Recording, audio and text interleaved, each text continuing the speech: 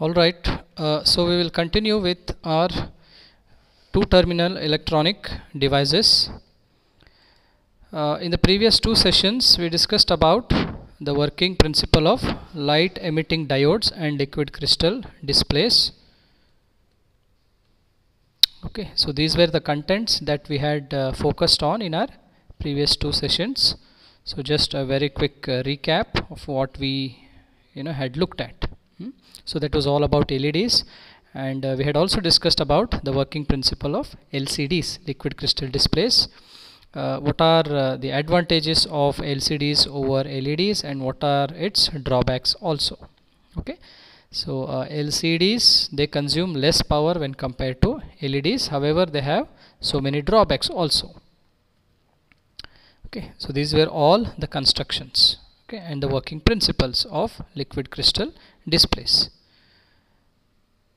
So we had discussed about two types. One is the dynamic one and the second one is field effect twisted pneumatic LCD. Okay, so we had discussed so far. So today we will be discussing about two simple electronic devices. The first one being thermistor and the second one is a special type of a diode, okay, which is called as Schottky diode, right?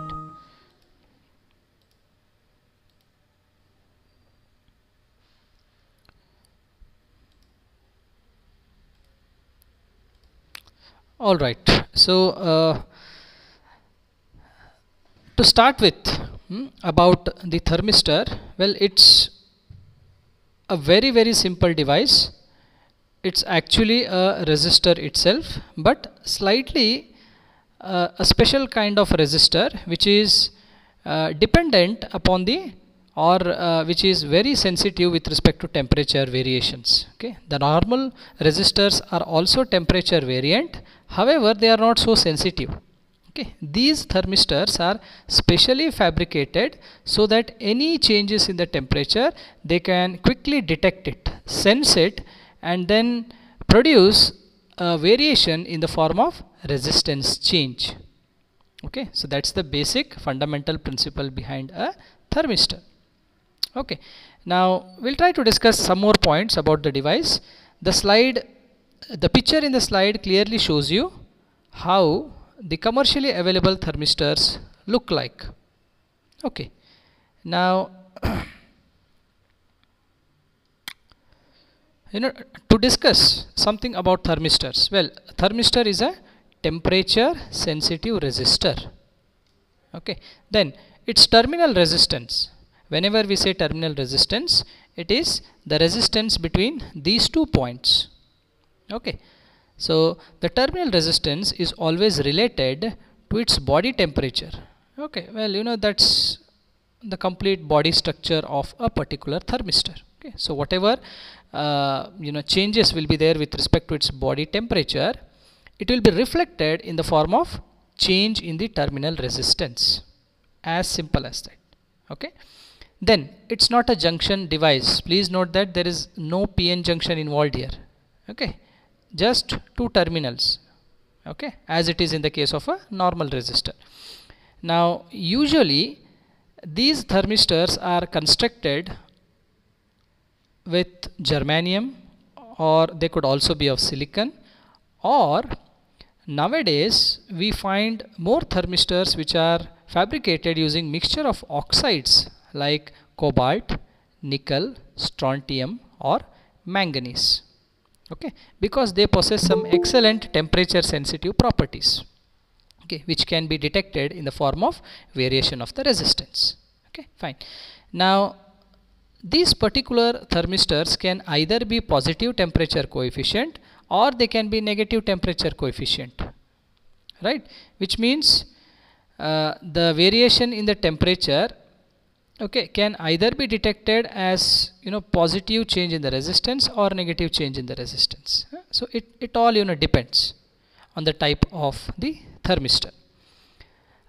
Just to give you a very quick understanding about how the thermistors behave with respect to temperature changes. Okay, so this particular graph has been taken from your textbook. what does it represent? It represents specific resistance, okay, the variation of the resistance versus variation in the temperature. Okay, so this can be taken or considered to be resistance, or resistivity also. In fact, it is resistivity itself. Okay, specific resistance. Okay, because it is ohm per centimeter. All right. So you can very clearly observe that as temperature increases from negative to positive, the resistivity of that particular thermistor decreases. Okay, that too it's not a linear one, it decreases logarithmically. Okay, you can just observe 10 raised to 8, 10 raised to 6, 10 raised to 4, 10 raised to 2. Okay, so there is a logarithmic decrease in the resistivity. What does that mean? That means as the temperature increases, the resistance, okay, the measurement of the resistance in that particular thermistor reduces, so that it represents increase in the current. Okay, fine. So please remember this particular graph. How does the thermistor behave? Now coming to the symbol. Well, a normal resistor is represented like this. If the resistance varies, it is called as a variable resistor. Now for a thermistor, you just need to encircle it. Okay, that's it. Okay, so this represents a thermistor. Okay, which is shown in this particular sketch. Okay, all right. So moving further, these are some typically available commercial thermistors. Okay, this picture is actually taken from your textbook itself. Okay, there are various kinds of thermistors. One is probe kind of a thing, then the second one high power thermistors, then the ones which are made up of glass material, and you also have bead structured thermistors, surface mounted thermistors. So the point is there are various flavors available for thermistors, and these are mainly used for sensor applications. Okay, so that's simple diagram which is again being taken from your textbook. Okay, so what does that show? It represents that okay, so that's a normal variable resistance. So that's variable resistance. Okay, and this is a thermistor. It's also a variable resistor, but it's a thermistor. Okay, so it can detect the temperature variations, right? So as the voltage increases, the associated resistance of a particular thermistor also changes. Okay, because it can very easily detect any changes in the temperature at these two ends. Okay, so that minute change in the temperature is converted as change in the resistance, and that particular change in the resistance, it could be positive or negative, but however that is detected and then brought through or it is reflected in this temperature calibrated device. Okay, so depending upon the magnitude of the current, this particular section shows a deflection. So based upon the deflection, you can very clearly note down what is the change in the resistance, or what is the change in the temperature.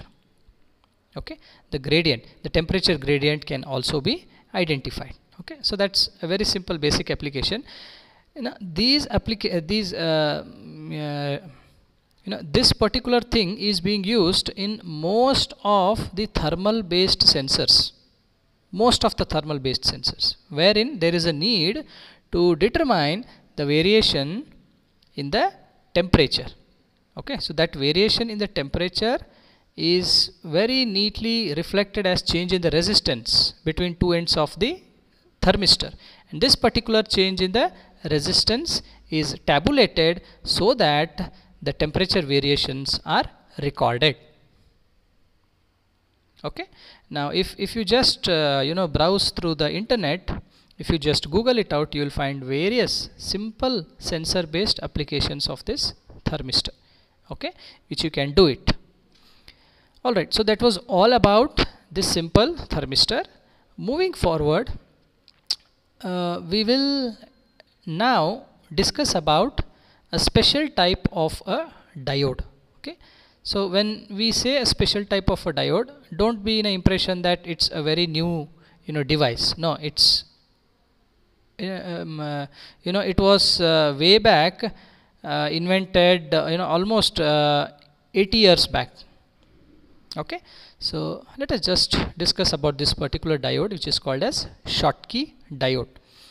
The person behind the invention of this particular diode was Dr. Walter Hermann Schottky, okay, who was from Switzerland, and he was working on this particular thing, and he actually found out this particular Schottky effect, especially in metal semiconductor junctions.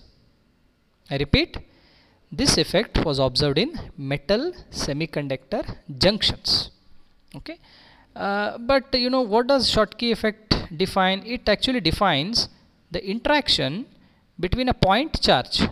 I hope you can understand the importance of a point charge. See, now you can just relate it to your electromagnetic theory.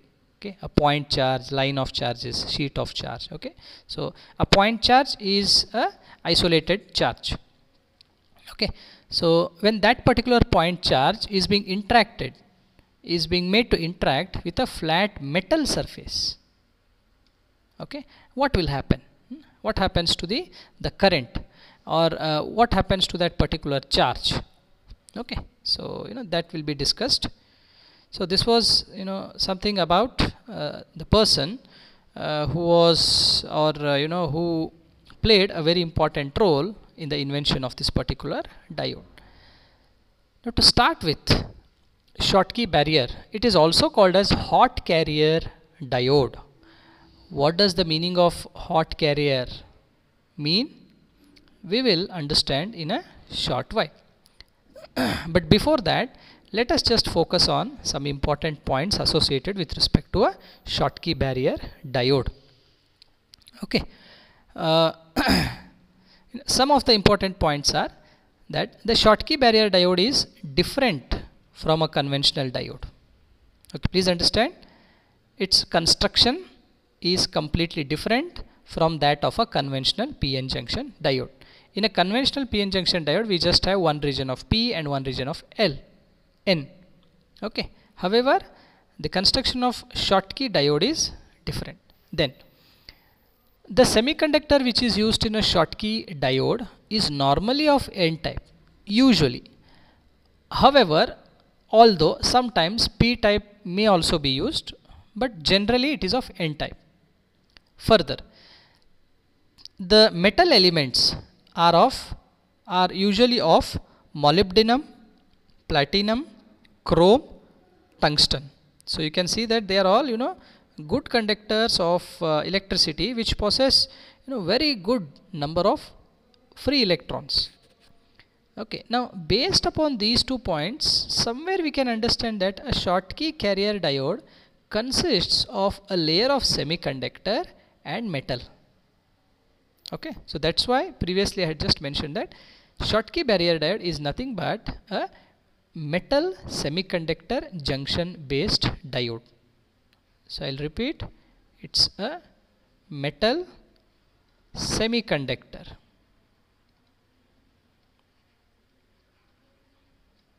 and the junction is in between metal and semiconductor. Okay, so to put it in a simple block, all that we can say is such kind of a structure represents a Schottky diode, wherein usually the the semiconductor will be of N type usually. Okay, and the metals are normally of platinum, chrome, molybdenum or tungsten. Okay, now the point is, metal is a reservoir of electrons. Okay, see, this point will help us in understanding the operation or the working principle which comes in the next slide. Okay, but as of now, just understand that metal, it is full of electrons. Semiconductor, which is of n type, it is also full of electrons. Okay, and now there is a junction in between metal and semiconductor. Okay, so if we just apply some external bias, then something strange happens, so that the current flows. Now when the current flows, it may be from metal to semiconductor or from semiconductor to metal. But what about the nature of the current? Whether the current flowing through this particular structure, is it better when compared to a normal diode, or is it bad when compared to a normal diode? Okay, we'll also look at that. Now further, this line says that the injected carriers, okay, from where do the carriers get injected, we look at it. But the injected carriers have a very high kinetic energy level when compared to the electrons of the metal. Okay, so now there is something. Then the injected carriers, it should be from the semiconductor itself.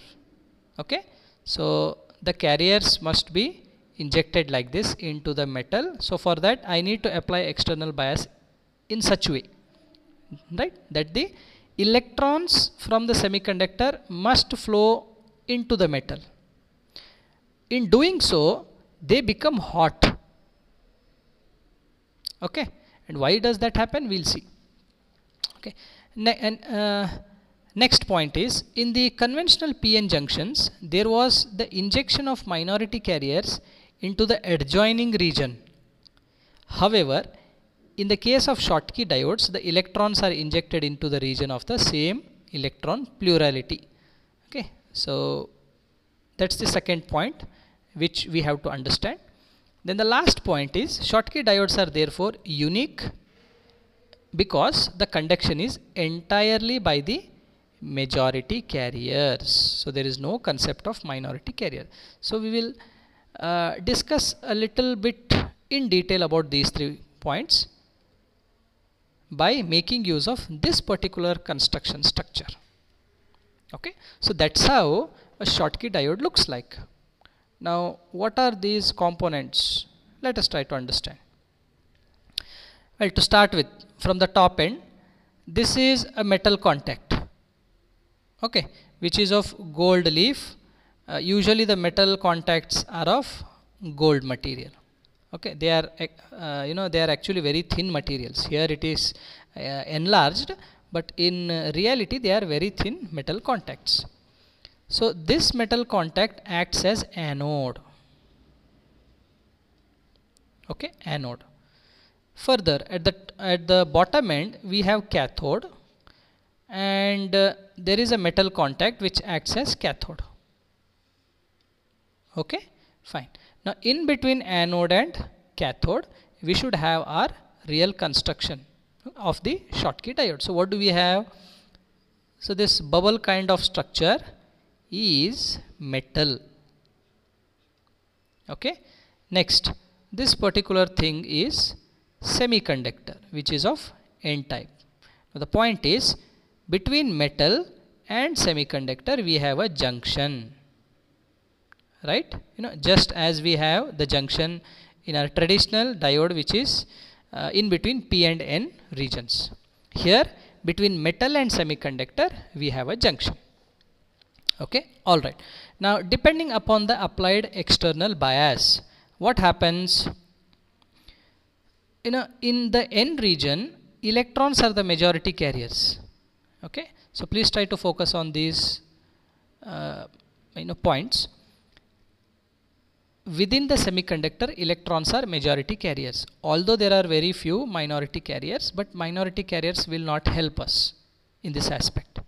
So we'll have to focus only on the majority carriers. Majority carriers. Okay, all right.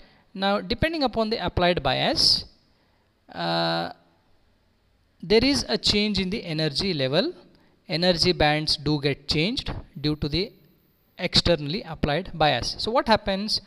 these electrons, they suddenly or very quickly, very rapidly try to enter into the metal region. Okay, in doing so, they gain a very high amount of kinetic energy. Okay, so I'll just write it here. While traveling, they possess a high kinetic energy. Okay, so what will happen to the electrons which are traveling at an extremely high rate? You know, it's all about crystal. Okay, N region, it's a semiconductor crystal, and metal, it is also metal crystal within inside. So the electrons are rapidly moving with a very, very high kinetic energy. So what happens is they become hot in the sense the relative temperature of the crystal rises a bit. I repeat, the relative temperature of the crystal rises a bit, due to which they are termed as hot electrons or hot carriers. Okay, here the carrier is nothing but electron itself, so you can very well say that they are hot electrons. Okay, so due to this term, we also call a Schottky diode as a hot carrier diode. Okay, fine. So that is one thing. Now in this process, what happens to the flow of the electrons? You know, they possess a very high kinetic energy, so they travel at a very, very, very fast rate. So when they travel at a very, very fast rate, we know that the current I is nothing but the rate of flow of the charges. Okay, where Q stands for charges with respect to time. Right? So when this Q eventually increases, the current also increases. Right? Now how does the current increase? Let's try to compare the graph of the IV characteristics graph of a normal diode with that of a Schottky diode. Okay.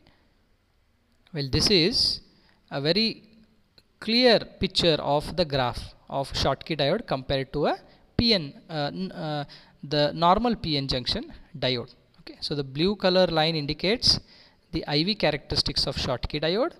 The black dash line indicates the IV characteristics of a normal PN junction diode. So what can be observed here? One important thing to be observed here is that the Schottky diode, okay, I'll just write it here. Okay, observations. Okay, observations. What do we observe? The first observation is that Schottky diode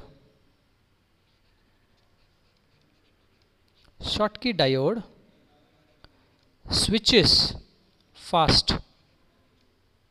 Okay, it switches fast. What do we mean by that? You know, for a normal diode to switch on, the knee voltage, knee voltage required is 0.7 volts. Okay, if it is of a silicon material. However, for a Schottky diode, after 0.3 volts, you can observe that there is a sudden surge in the current. Okay, so this can be considered as on state, and if you consider it as off stage, so just observe, moving from on to off and off to on is called as switching. Okay, mainly for the digital applications. That means a Schottky diode is much better for switching applications when compared to a PN junction diode. Okay, it is very clearly observable. Okay, based on this particular graph. Now coming to the reverse bias characteristics. Okay, well, normal diode, the current will be very small initially, and after breakdown, okay, a breakdown we usually call it as VBR. After the breakdown voltage, there is a sudden surge in the reverse current. Alright, just compare the same thing with that of a Schottky diode. You will observe that the reverse current is slightly large. Okay, which could be a problem if it is not properly controlled. Okay, so the designers must be slightly careful in this particular region of the reverse bias, apart from that, everything else is similar. Okay, but the main advantage of a Schottky diode lies in the forward bias characteristics. Extremely fast switching, because its response time is very less. Okay, it's very fast. Okay, fine. So that's the main advantage. Now the second advantage could be low noise figure. Okay, right. If the switching is better, then obviously the noise figure will be low. Okay, you will be studying about this particular parameter when you take up the course on VLSI. Okay, so we will not be discussing much about these details here, but just remember these points. Okay, fine. All right. So we just do we have anything else left out? Yes. So we focused on, or we try to understand, why are we using the term hot carriers. Then electron plurality. Yes. See, Schottky diode is all about metal semiconductor and the junction between metal and semiconductor. Since the semiconductor is of N type and the metal also consists of only electrons, there is no concept of holes in the case of a metal. Okay, please understand that. So because of which we say that the entire Schottky diode, if the semiconductor is of N type, is completely filled with electrons. So because of that we are using the term electron plurality. Okay. Further, you can clearly observe that Schottky diodes are therefore unique. So they are special because the conduction is entirely by the majority carriers. There is no concept of minority carriers here. Right. However, for normal diodes we had to consider minority carriers also. Why? Just very quickly to tell about, if this is a normal PN junction, in P region holes are the majority carriers. When they cross the junction and enter into the N region, the same holes will become the minority carriers. Right? Okay. So there is an exchange of the terminologies here, majority to minority. They just become minority carriers when they enter into the N region. So such situation doesn't occur in the case of Schottky diodes because there is no concept of minority carriers. It's all about the movement of majority carriers. Okay, so I hope this concept is clear. Next, just look at the symbol. Okay, the symbol of a Schottky diode looks like this. So it's the same normal diode, the special symbol, the special symbol like this. Okay, so that's how a Schottky diode is represented. Further, what about its equivalent circuit? Okay, so you are placing a ideal diode here. In parallel to it, we are placing a capacitor. Okay, which is denoted as CJ. CJ stands for junction capacitance. Junction capacitance.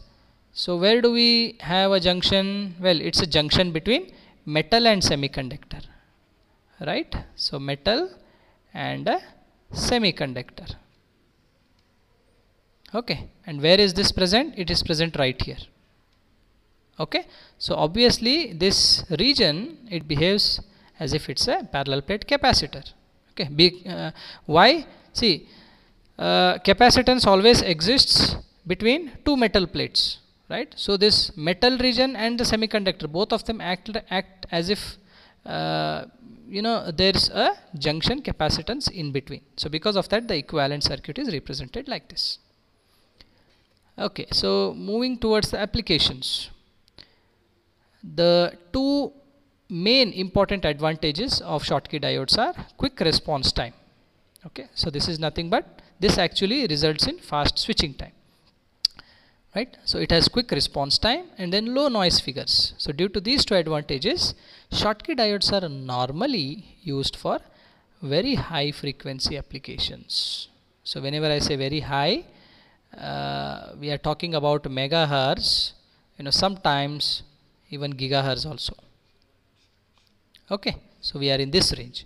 So a Schottky diode can be used for very high applications. A normal diode is generally not used in such ranges. Okay, then low to high low voltage, high current power supplies and AC to DC converters. Okay, and they also find applications in many of the communication systems, radar systems, the TTL logics, which are used in many of the detectors, in the communication equipments, instrumentation, A to D converters, so on. Okay, so basically these devices find applications in many areas, okay, of communications, because they can be used in high frequency applications. You know, this is the main area, okay, where they are used. Okay, fine. All right, so I think that's all about Schottky diode. Okay, so for any further information, you can just Google it out. Absolutely not a problem. You can also refer textbooks, but that was a brief introduction and explanation about the thermistor as well as Schottky barrier diode. Okay, so in the next class we will be discussing about some more two-terminal electronic devices. Okay, so any doubts, students, you can ask me.